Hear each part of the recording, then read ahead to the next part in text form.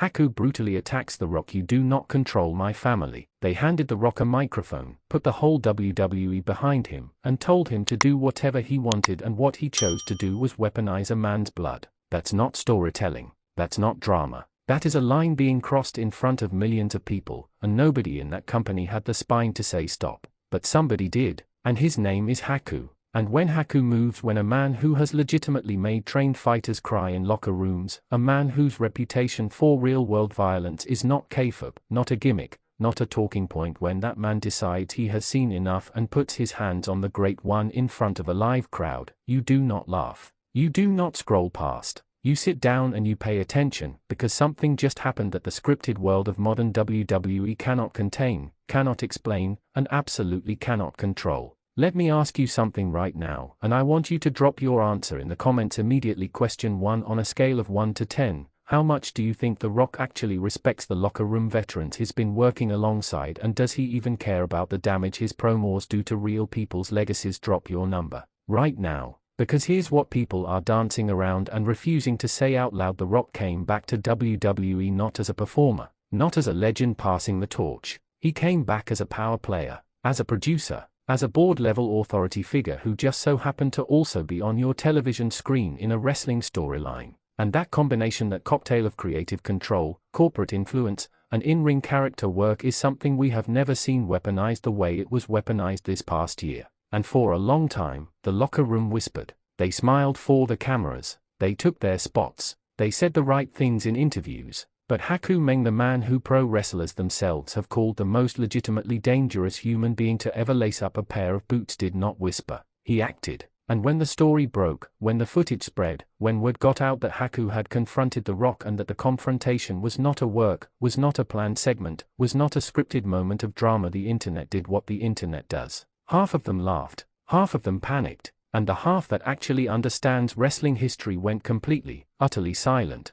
because they knew what it means when Haku decides something has gone too far. Question 2. Do you believe WWE has become a place where real locker room problems are being buried and hidden from the audience to protect top-tier business relationships? Yes or no, and why? Let's talk about what actually happened, because the mainstream wrestling media, bless their hearts, are going to soften this. They are going to use phrases like heated exchange and backstage tension and creative differences. They are going to sundown every sharp edge of this story until it's safe enough for a PG press release. That is not what this was. Haku, a man with documented, real-world, not safe for television stories attached to his name that make your favorite hardcore match look like a ballet recital, confronted The Rock over the use of his family, over the way the Anoa'i family's name, their legacy, their bloodline was being positioned, repositioned, and narratively dismantled to serve one man's Hollywood comeback story. You do not control my family. 5 words. 5 words that hit harder than any steel chair shot in the last decade of WWE programming.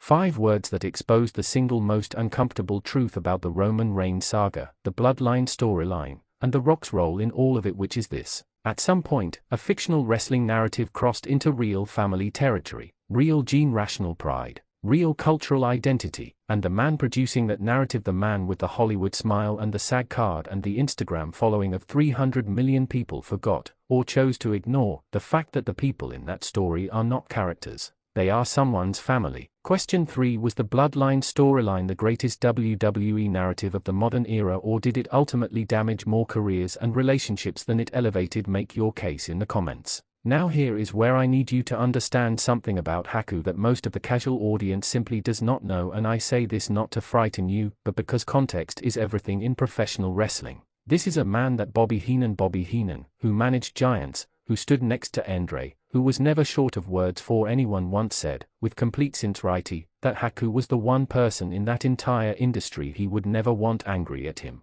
Jake Roberts said it. Ric Flair said it. People who have forgotten more about toughness than most will ever learn looked at Meng and said, that one is different. So when that man walks up to The Rock, the most powerful celebrity in professional wrestling in 2024 and 2025, and says what he said, the question is not why did Haku do it. The question is, what did The Rock do that made a man like Haku decide it was worth it? Question 4. Do you think The Rock was ever told no during his most recent WWE run by anyone in a position of actual authority, or was he completely untouchable? And this is where I get furious. This is where I stop being a commentator and start being a fan who is tired of being lied to. WWE had the Bloodline story. They had arguably the greatest long-term wrestling narrative since the Monday Night Wars. Roman Reigns as the tribal chief was not just good television, it was transformative television. It was the kind of storytelling that made people who hadn't watched wrestling in 15 years call their friends and say you need to see this. And then The Rock came back. And instead of letting Roman's story end on Roman's terms, instead of giving the tribal chief a conclusion worthy of 4 years of absolutely flawless character work, they pivoted.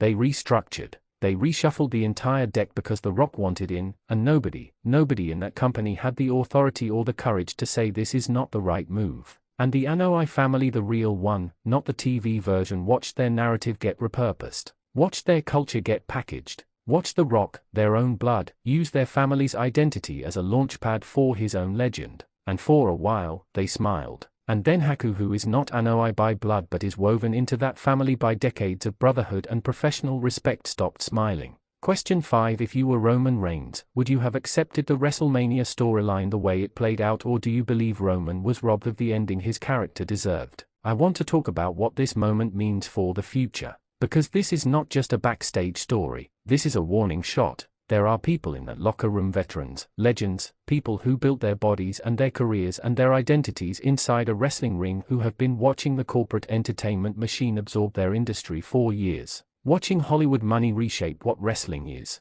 Watching a world where the guy with the biggest social media following gets the booking, gets the push, gets the creative control, regardless of what the product looks like when it airs. And most of them say nothing. Because the check's clear. Because the alternative is unemployment. Because the machine is bigger than any individual. But every once in a while someone stands up. Someone with enough earned credibility, enough real-world respect, enough genuine I do not care about your consequences energy stands up and says, enough. And when that person is Haku, the reverb doesn't just shake the locker room. It shakes the foundation. Question 6. Name one active WWE superstar right now, just one who you believe would stand up to The Rock the way Haku did. Drop the name. Let's see who the audience believes still has that fire. WWE is at a crossroads right now that they will not admit publicly. The Netflix deal is printing money. The attendance numbers are strong. On paper, everything is fine. On paper, this is the most commercially successful wrestling company in the history of the planet. But the soul of it, the thing that made you fall in love with wrestling in the first place, the unpredictability, the danger, the sense that these are real people with real pride putting everything on the line, that soul is being managed, polished,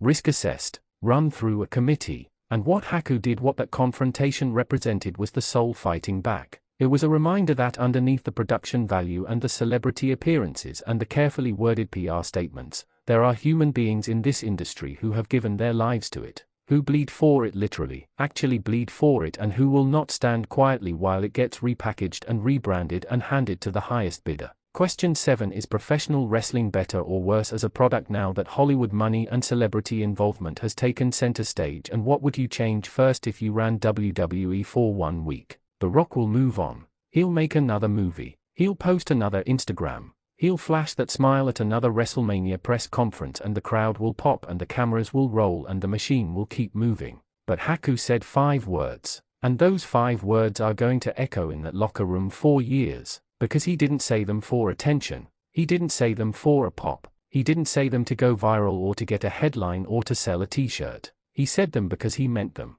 Because some things matter more than the business. Because family, real family, not the kind scripted in Stamford, Connecticut, is not a storyline. It is not a quarterly earnings asset. It is not your property to use and discard when the ratings need a bump. And somewhere in that building, in that moment, every single person who heard those words knew it. You do not control my family. That is the most important thing said in professional wrestling in the last 5 years. Not a promo, not a scripted speech, not a catchphrase written by a team of Hollywood writers. 5 real words from a real man who refused to be silent. And that in a world of carefully crafted entertainment is the most dangerous thing in professional wrestling. Not a steel chair, not a title belt, not a stadium full of screaming fans. A man who means what he says. Here's what you're going to do right now. If this video made you feel anything, rage, respect, disbelief, you smash that like button until your thumb goes numb. You share this with every wrestling fan you know because they need to hear this conversation.